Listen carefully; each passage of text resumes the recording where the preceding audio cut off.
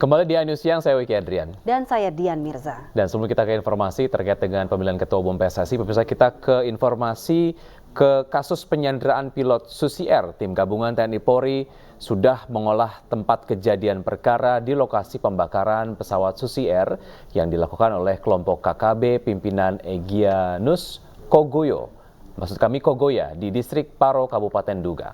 Di lokasi petugas juga mengecek desa yang kini kondisinya kosong karena ditinggalkan warganya.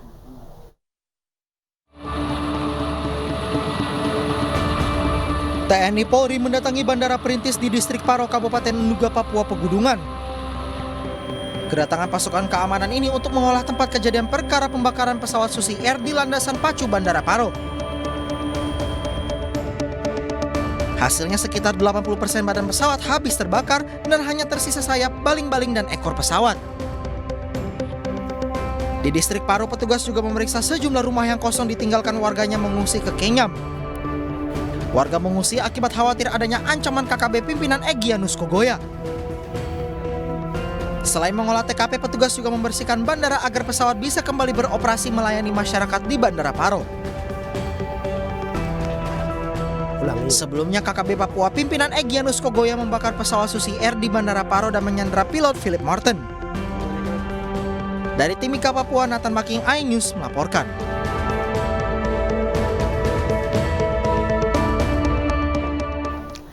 Sejumlah nasabah BRI unit Tanjung Sakti Kabupaten Lahat, Sumatera Selatan mengaku kehilangan saldo tabungannya hingga ratusan juta rupiah. Korban yang rata-rata berusia lanjut ini menyadari saldo tabungannya hilang ketika hendak bertransaksi, namun gagal karena saldo tak mencukupi.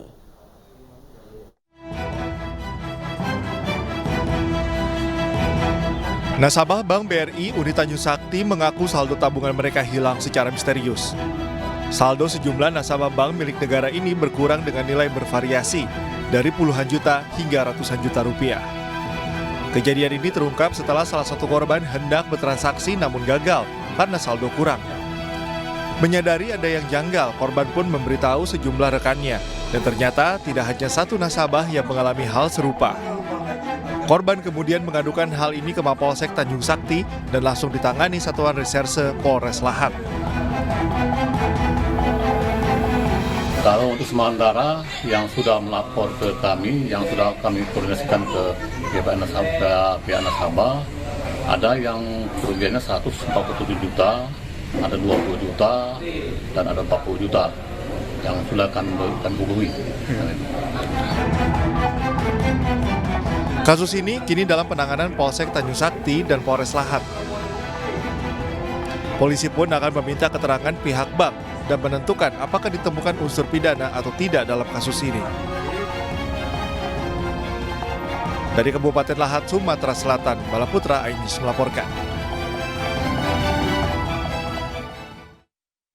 DPR dan pemerintah memutuskan kenaikan biaya haji pada tahun ini. Ongkos haji 2023 yang harus ditanggung jemaah haji sebesar 49 juta rupiah, maksud kami 49,8 juta rupiah, 800 ribu rupiah.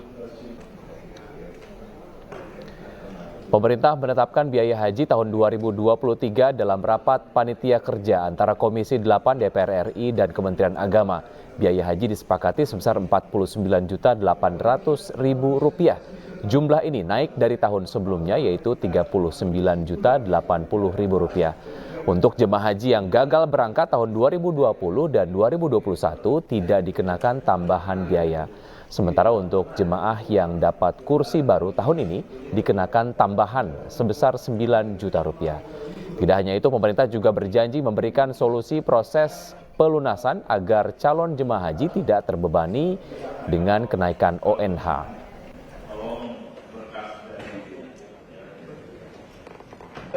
Ingin pertama berterima kasih kepada seluruh calon jamaah haji yang bersabar menunggu keputusan ini ya.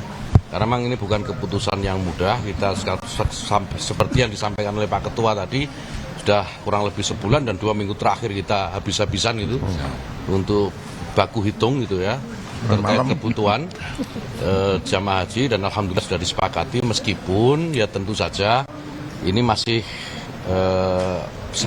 bagi sebagian kalangan masih dianggap terlalu tinggi. Tapi percayalah, baik DPR maupun pemerintah ini ingin mencari skema pembiayaan haji yang lebih proporsional, yang lebih berkeadilan. Itu intinya. Jadi tentu kesempatan yang baik ini, momentum yang baik ini, sekali lagi terima kasih pada pimpinan dan anggota Komisi 8, Ketua Panja Bang Marwan Dasopang. Ini saya kira kerjanya juga luar biasa. Dan mudah-mudahan semua calon jamaah haji yang sedang menunggu keputusan ini bisa melunasi dan berangkat haji semua. Amin. Itu aja ya. Kedepannya apakah persenan dan nilai manfaat akan ditetapkan secara fix gitu Pak? Ya, jadi trennya nanti akan dilihat kondisinya ya, kondisi keuangannya, dan kita ingin meningkatkan. Yang pertama diputuskan itu terkait dengan setoran awal. Setoran awal jamaah yang sudah 20 tahun ya Pak Haji ya, 20 tahun nggak berubah, kita akan naikkan itu supaya ketika pelunasan jamaah tidak terlalu berat. Itu yang pertama. Kedua, jamaah boleh mencicil top up. Itu setelah pendaftaran awal gitu kan, setelah daftar mereka bisa mencicil itu. Mengangsur. Mereka boleh mengangsur sampai lunas. Kalau sekarang modelnya uang muka baru setelah BP baru mereka dilunasi seketika sehingga terasa berat. Nah, ke depan kita akan membuat skema yang berbeda agar jamaah juga tidak terlalu berat dalam melakukan pelunasan biaya ibadahnya. Itu, oke? Ya tentu kita akan berusaha, sekarang masih 40 hari ke depan, tentu kita akan berusaha. Kita akan terus melakukan lobby-lobby, pembicaraan dengan pemerintah Saudi, dengan pihak otoritas penerbangan Saudi. Karena ini terkait dengan banyak hal, bukan hanya soal kebijakan Kementerian Haji Arab Saudi, tapi juga otoritas penerbangan di sana. Apakah mereka mengizinkan lapangan udara lain dipakai untuk jamaah haji Indonesia atau tidak. Jadi terkait banyak hal, dan oleh karena itu tentu ke depan kita akan bicara. PSSI gelar Kongres luar biasa hari ini untuk memilih Ketua Umum, Wakil Ketua Umum, dan Exco PSSI. Informasi selengkapnya sesaat lagi di iNews Siang.